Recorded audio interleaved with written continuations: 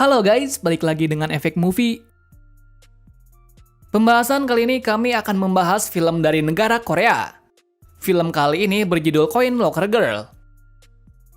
Cerita akan berfokus kepada seorang gadis yang bekerja menjadi penagih hutang atau rentenir.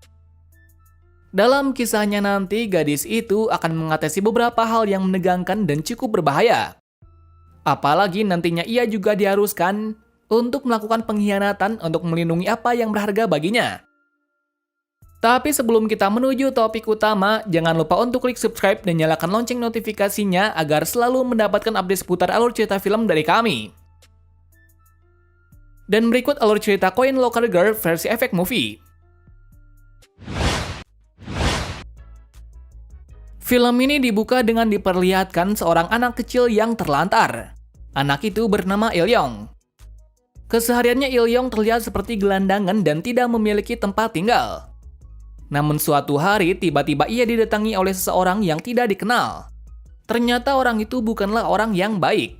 Yang mana orang itu membawa Il-yong ke sebuah tempat untuk diperjualbelikan. Ternyata orang misterius itu menjualnya ke bos rentenir. Benar saja rentenir itu membelinya untuk dipergunakan untuk membantu tugas-tugasnya nanti. Mulai dari situ Il-yong bersama anak-anak yang lain pun ditugaskan untuk menyebarkan sebuah brosur di suatu tempat.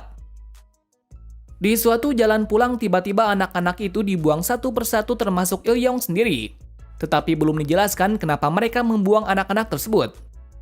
Il-yong yang terlantar pun hanya bisa berjalan untuk menemukan teman-temannya kembali. Lalu tibalah ia menemukan temannya itu. Ia bernama Tani. Lalu setelahnya Il-yong ini tidak pergi menjauh dari tempat mereka sebelumnya. Justru mereka berdua kembali ke tempat rentenir tersebut. Mungkin di situ alasan dari Il-yong hanyalah itulah tempat mereka untuk pulang.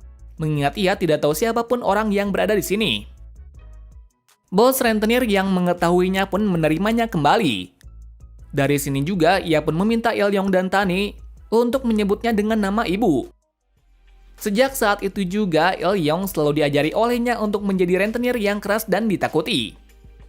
Ia juga mengatakan hal yang sangat kejam kepadanya bahwa saat nanti ia tidak akan berguna, ia juga akan membunuhnya.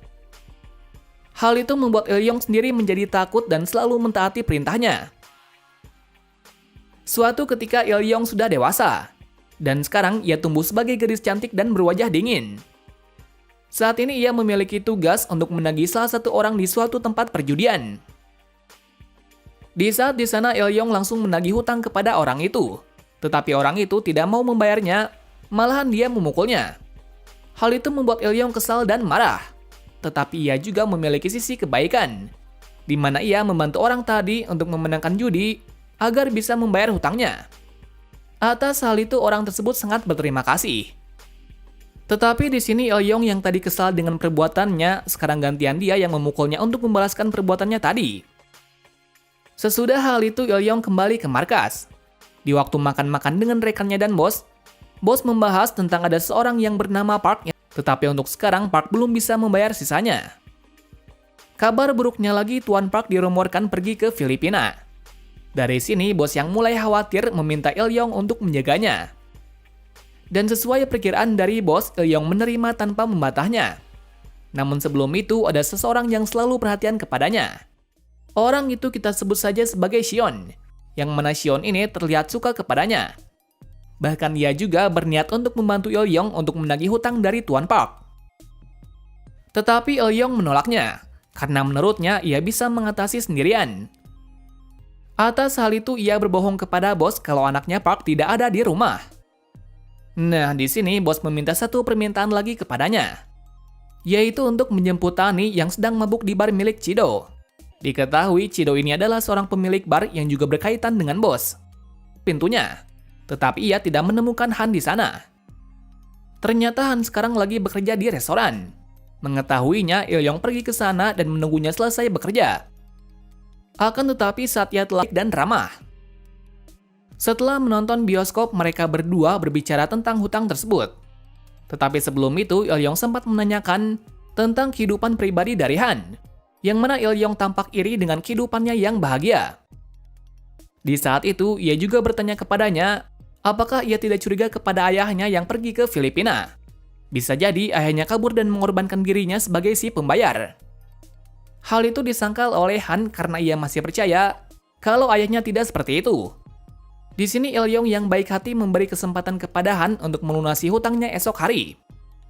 Namun di lain sisi, bos yang sudah kesal dengan Park tidak membayar hutangnya, meminta Sion untuk pergi dan menagih hutang dari anak Park. Seperti yang terlihat, Sion yang sadis dan kejam pun langsung mengancam Han untuk segera membayar hutang tersebut. Dan jika tidak, maka ia akan membayarnya dengan tubuhnya. Sementara di sisi lain, bos sengaja mengajak Il-yong ke suatu tempat. Ternyata di sini, bos berniat untuk mengeksekusi Han karena tidak bisa membayar hutangnya. Di sini pula ia meminta Il-yong untuk menjadi pengeksekusi Han, dikarenakan ia tahu kalau dia pasti ada hubungan dengan Il-yong. Dan kali ini ia ingin membuktikan hal itu.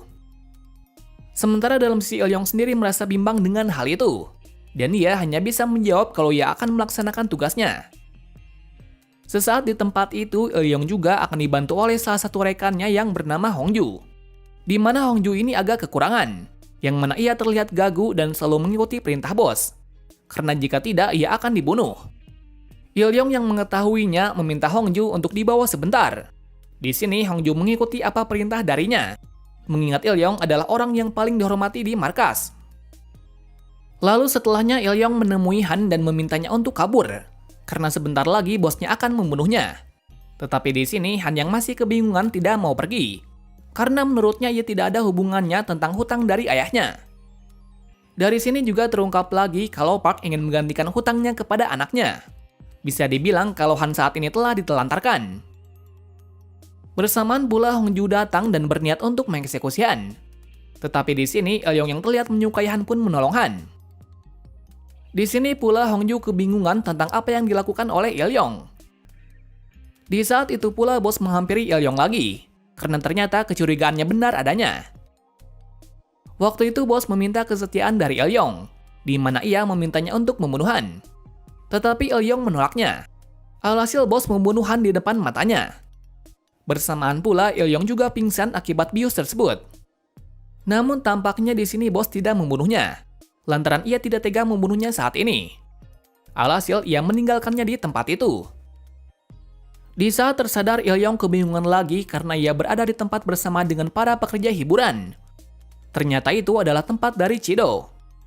Saat di sana Chido sangat senang sekali karena bos telah membuang Il-yong. Jadi saat ini ia bisa melakukan apapun terhadap dirinya, karena sejak dari dulu ia sangat membencinya. Namun di situ Il-yong tidak diam saja. Malah ia menyandra balik Chido dan sedikit melukai matanya.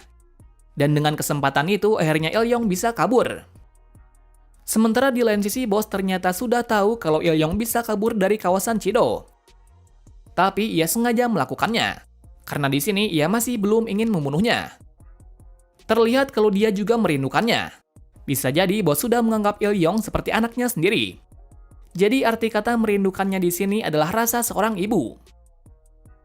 Setelah hal itu, Chido meminta kompensasi kepada bos atas perbuatan dari Il-yong yang membuat mata satunya buta. Di pembicaraan itu terlihat kalau Chido ini tidak takut kepada bos. Malah ia mengancam bos untuk membayar kompensasi sekarang. Jika tidak, maka bawahannya akan menyerang.